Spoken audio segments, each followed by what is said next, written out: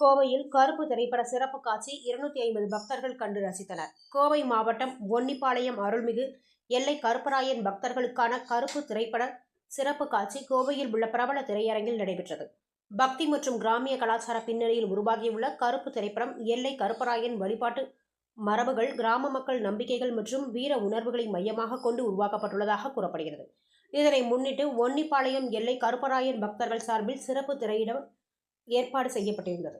Kovai N&T bypass சாலையில் உள்ள திரையரங்கில் நடைபெற்ற இந்த காட்சிக்கு பக்தர்கள் பாரம்பரிய உடைகளில் ஆர்வமுடன் திரண்டனர்.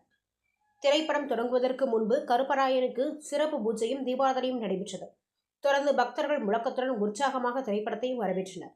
திரைப்படத்தில் இடம்பெற்றிருந்த காட்சிகள் கருப்பசாமி வேடங்கள், பக்தி சார்ந்த காட்சிகள் மற்றும் ஆக்ஷன் காட்சிகள் ரசிகர்களிடையே பெரும் வரவேற்பை பெற்றன. படம் முழுவதும் பக்தர்கள் ஆரவாரம் செய்து ரசித்தனர்.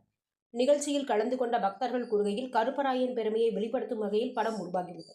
கிராமிய தெய்வ வழிபாட்டு மரபுகளை அடுத்த தலைமுறைக்கு கொண்டு செல்லும் முயற்சியாக இது அமைந்துள்ளது என்றனர்.